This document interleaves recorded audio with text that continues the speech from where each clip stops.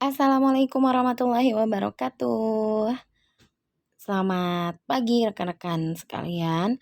Kali ini channel saya Gado-Gado at Home akan sharing lagi ya tentang tantangan dalam membangun startup ya. Jadi materi ini adalah salah satu materi yang pernah saya ajarkan di tutorial online Universitas Terbuka, yaitu apa saja sih tantangan dalam membangun startup. Nah, rekan-rekan sekalian khususnya mahasiswa Universitas Terbuka yang mau belajar banyak, bukan belajar banyak, belajar sedikit gitu ya dari channel saya. Silakan di-subscribe karena nggak ada ruginya. Kita subscribe channel tentang materi yang bermanfaat ya. Mudah-mudahan materi yang disampaikan di sini tuh bisa membantu rekan-rekan sekalian ya. Oke, kita mulai aja tantangan dalam membangun startup secara umum. Yang pertama adalah salah menargetkan pasar ya. Jadi kita itu kan sebelum berbisnis ya, kita harus tahu dulu market kita atau pasar kita. Jangan buru-buru guys ya dalam memulai suatu bisnis. Nah, ini kadang seorang entrepreneur atau pemula startup keliru dalam membuat target untuk produk yang mereka hasilkan di pasar. Kalau udah dibuat produk ternyata nggak ada marketnya, nggak ada pasarnya, aduh gimana gitu kan ya. Jadi itu tantangannya ya. Jangan sampai salah. Yang kedua adalah kekurangan dana. Nah ini ya, untuk berlangsungnya proses kegiatan bisnis yang panjang.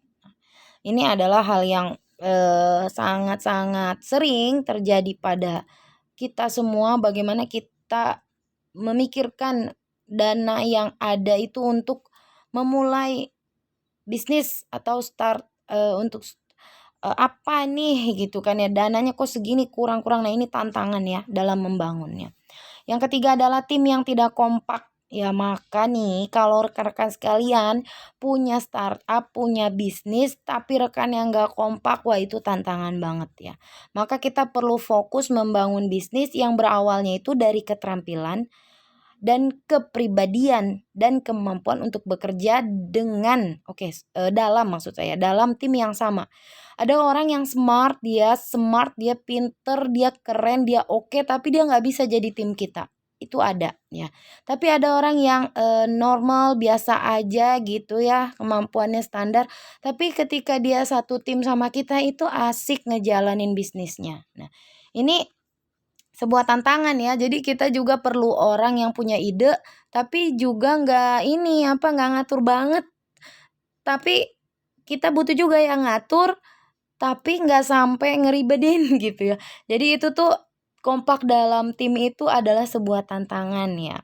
Kemudian yang selanjutnya adalah berpindah haluan. Nah, terkadang seorang pemula startup itu mudah banget untuk mengganti arah bisnisnya ke produk lain kalau menurut dia itu ada hal baru yang pengen dia coba. Nah, ini sebenarnya itu tantangan banget ya. Jadi kalian udah lagi ngejalanin sebuah bisnis tertentu, ngelihat bisnis yang lain, kayaknya aku pengen nyoba yang ini deh gitu. Sementara yang ini aja belum bisa kalian lepas gitu. Maksudnya perlu di-handle dengan fokus. Nah, itu tuh tantangan juga ya.